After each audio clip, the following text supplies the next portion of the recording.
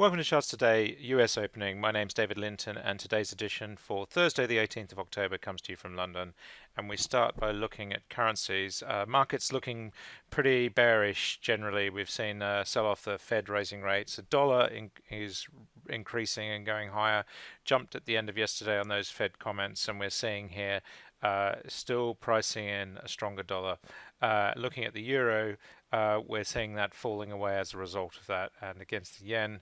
Dollar has been stronger, just falling back a bit today, but is in bullish mode on all three time frames. Sterling, we're seeing, is lower against the dollar, and the euro is fairly flat against sterling. Taking a look at Bitcoin, little changed.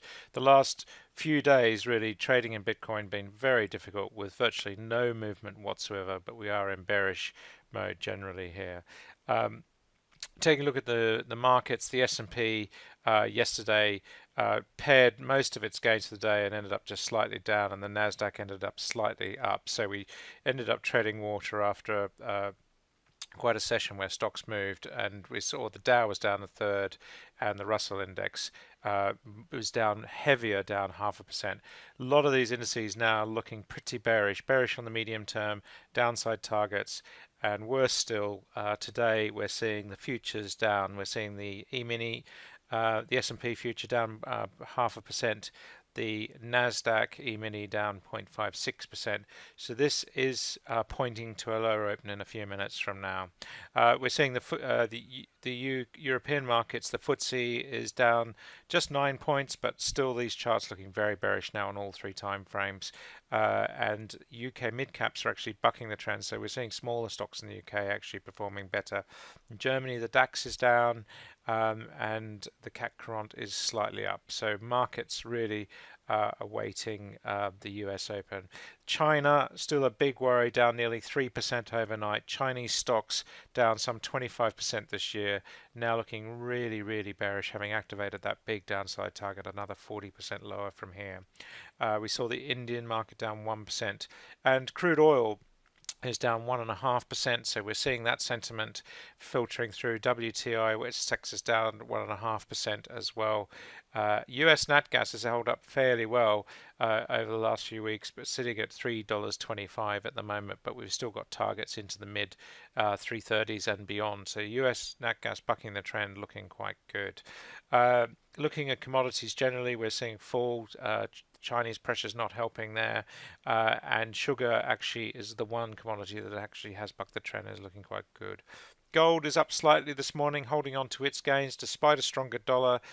There's been a flight to gold, as we might expect, and silver actually just looking a little bit bearish short term, but starting to improve.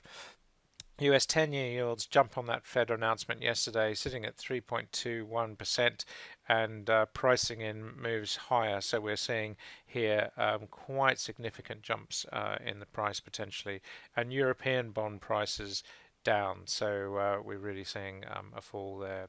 Over to stocks. If we take a look at stocks, that data on that last screen was from Thomson Reuters Icon. This data here coming from Yahoo Finance, so it's just a free data source, updating on the charts in real time. But looking at my weekly 1% chart, my daily, my 0.5% charts. This is my long-term view, my medium-term view. I've got an on-balance volume and a relative strength to the Dow Jones set to just 100, so I can actually see the performance of individual stocks. So we're going to open any minute, and we'll start to see how that's affected. But we saw again yesterday these changes fairly significantly down. Europe mixed at the moment, and Asia really was hit the hardest. So we're really seeing that that kicking in. Taking a look at the Nasdaq, we saw yesterday that Apple was down some 0.43%. Given the Nasdaq was, we saw performances much lower than that in the Nasdaq. That's quite a resilient performance, and the stock really holding near its highs, so looking pretty good there. Amazon, one of the bellwethers, for the US market also. We're seeing bouncing on support at the moment. Of course, we're just waiting for the opening any minute, and we'll start to see how these stocks are going to fare at the opening bell. Facebook was one of the stronger performers yesterday, up 0.4%. So, but looking still very, very bearish on that medium-term chart. Downside targets to 105, 140, 108. So we really are seeing significant moves there. Taking a look at Alphabet, again, Alphabet being one of the laggers, and here we see the updates coming through from the market open now. So straight away we can see Apple down 1.3%. So we are. It looks like we're getting hit quite hard on stocks. So Apple down 1.3%. And Amazon down 0.5%. Google actually a little bit of a bright spot today, up 0.3%, but that's little benefit given the falls that we're seeing and the medium-term performance. Performing flat with the Dow when you get a stock like Amazon, which is actually outperforming the Dow this year by some 50%. So a very different picture there. Facebook opening down nearly 1% now. So we're seeing here that yesterday's respite is short-lived, and so we are just seeing stocks being quite badly hit here. Tesla down 1.3%, 1%. Of course, the prices are moving quite quickly as we're at the open.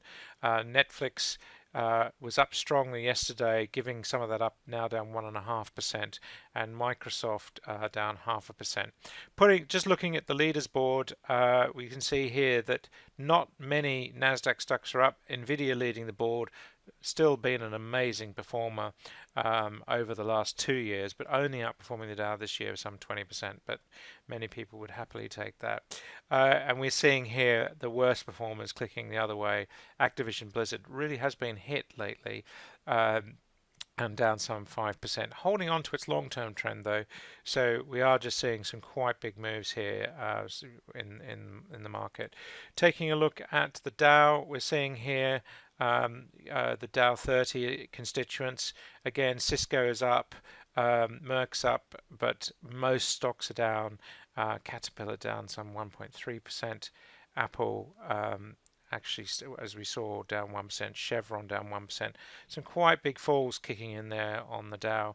And if we go to the S&P 500 index, we can actually see, if we look at the extremes of the market, again, 6% on Invesco, so that's quite good.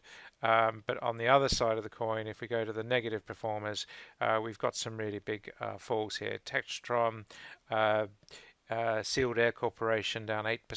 Activision Blizzard, of course, was in that leaders board.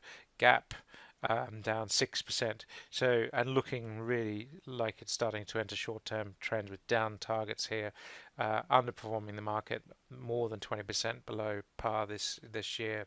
So that's it for today. Until tomorrow, happy charting. See you then.